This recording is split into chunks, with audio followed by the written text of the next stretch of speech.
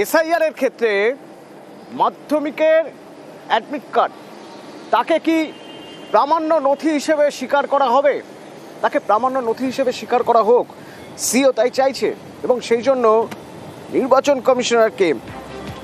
কমিশনকে প্রস্তাব দেওয়া হয়েছিল যে মাধ্যমিকের অ্যাডমিট কার্ডকে প্রামাণ্য নথি হিসেবে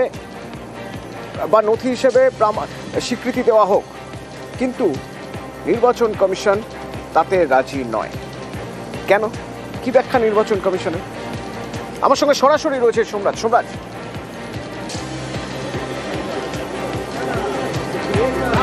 দেখো, মাধ্যমিকের সার্টিফিকেট এসআইআর এর নথি হিসাবে ইতিমধ্যেই গ্রহণ করা হবে বলে জাতীয় নির্বাচন কমিশনের গাইডলাইনে রয়েছে, এবং সেই কারণেই নির্বাচন কমিশন মনে করছে যেখানে মাধ্যমিকের সার্টিফিকেট বা ক্লাস 10 পাসের সার্টিফিকেটকে এসআইআর এর অন্যতম নথি হিসেবে গ্রহণ করার কথা বলা হয়েছে, সেখানে মাধ্যমিকের অ্যাডমিট কার্ড কেন এসআইআর এর নথি হিসেবে গ্রহণ করা হবে, সেই কারণেই কমিশন রাজ্যের মুখ্য নির্বাচনী আধিকারিককে জানিয়েছে যে মাধ্যমিকের অ্যাডমিট কার্ড গ্রহণ করা হবে না।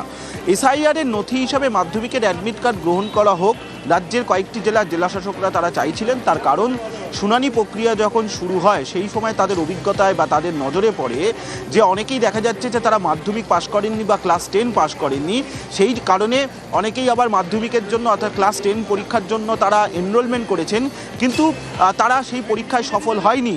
সেই কারণেই কয়েকটি জেলাশাসকরা চাইছিলেন যাতে এই সার্টিফিকেটের পাশাপাশি অ্যাডমিট কার্ডকেও এসআইআর এর নথি হিসাবে গ্রহণ করা হোক।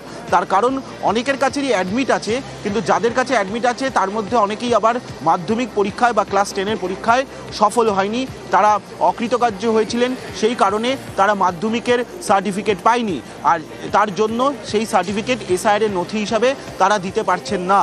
কয়েকটি জেলাশাসকের তরফ থেকে এই প্রস্তাব আসার পর সেই প্রস্তাব রাজ্যের মুখ্য নির্বাচনী আধিকারিকের দপ্তরের তরফে জাতীয় নির্বাচন কমিশনে পাঠিয়ে দেওয়া হয়, এবং সেখানে এটাও বলা হয় যে যেহেতু দেখা যাচ্ছে কয়েকটি জেলাশাসক তাদের অভিজ্ঞতা থেকে দেখছেন যে শুনানি প্রক্রিয়ায় সার্টিফিকেটের বদলে অ্যাডমিট কার্ড নিয়ে আসা হচ্ছে, তার কারণ তারা মাধ্যমিকের জন্য এনরোল করেছিলেন কিন্তু তারা পরীক্ষায় সফল হননি, সেই কারণে তারা সার্টিফিকেট দিতে পারছেন না।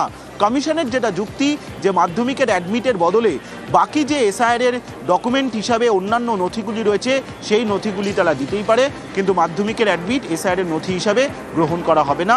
রাজ্যের মুখ্য নির্বাচনী আধিকারিকের দপ্তরকে তা জানিয়ে দিয়েছে জাতীয় নির্বাচন কমিশন। ধন্যবাদ।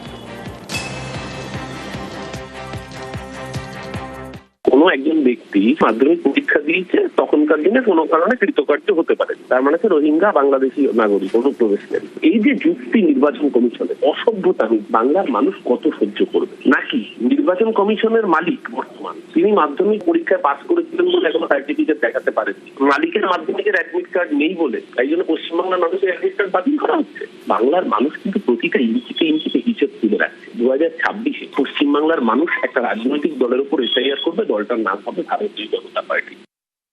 বাংলার মানুষের দমন পীড়ন কারা করছে সেটা সবাই জানে। যারা বিভিন্ন সময় বিএলওদের খুন করলো, যারা আত্মহত্যায় প্ররোচনা দিল, প্রত্যেক জায়গাতে মানুষকে খেপিয়ে দেওয়া হচ্ছে। তৃণমূলের দুষ্কৃতি এবং ওপার বাংলা অর্থাৎ বাংলাদেশ থেকে আসা অনুপ্রবেশকারী মুসলমান একযোগে একের পর এক জায়গায় বিডিও অফিস আক্রমণ করছেন। এর প্রতিবাদ করতে হবে, বাঁচতে হবে, তৃণমূলকে সরাতে হবে। তৃণমূল মানেই বিপদ।